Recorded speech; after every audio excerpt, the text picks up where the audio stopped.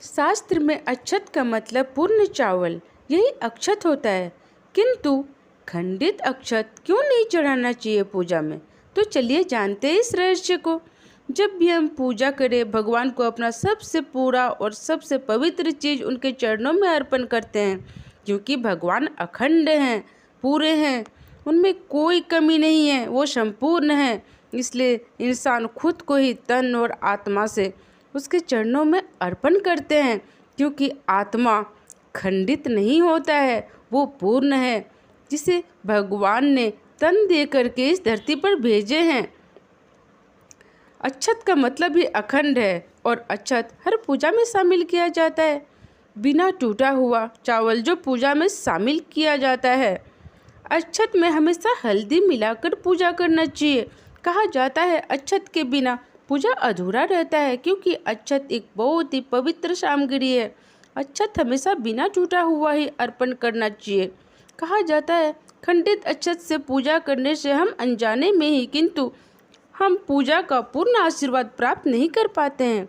कार्य देर से बनते हैं, क्योंकि हमें पता नहीं चलता कि हम अपने पूरा भाव से पूजा नहीं कर पा रहे हैं, खंडित हो जाता है। इसीलिए खंडित अक्षत से पूजा करने पर घर में दरिद्रता आती है।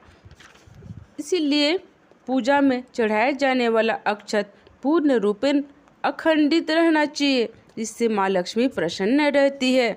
अक्षत हर पूजा में शामिल रहता है।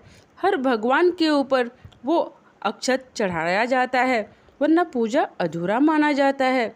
भगवान खंडित अक्षत स्वीकार नहीं करते, किंतु वो टूटे हुए दिल वाले भक्त को सबसे पहले स्वीकार करते हैं, क्योंकि वो अपने भक्तों के दर्द को हमेशा अपना दर्द समझते हैं।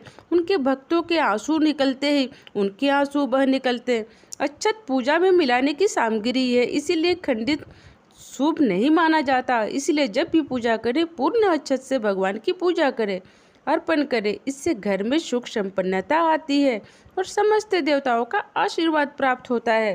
क्या आप सभी को पता है तिलक लगाने के बाद वहाँ अक्षत भी क्यों लगाया जाता है? क्योंकि तिलक हमें तेजस्वी बनाता है और अक्षत उस तिलक रूपी आशीर्वाद को अखंड बनाए रखता है। अक्षत इतना शुभ है कि वो खुद ही एक आशीर्वाद है। इसीलिए इसे हर एक शुभ कार्य में शामिल किया जाता है, क्योंकि वो खुद में ही एक बहुत ही शुभ है, अखंड है, जिससे हर कार्य अखंड हो जाता है। जय मां अन्नपूर्णा, जय मां अन्नपूर्णा, जय मां अन्नपूर्णा।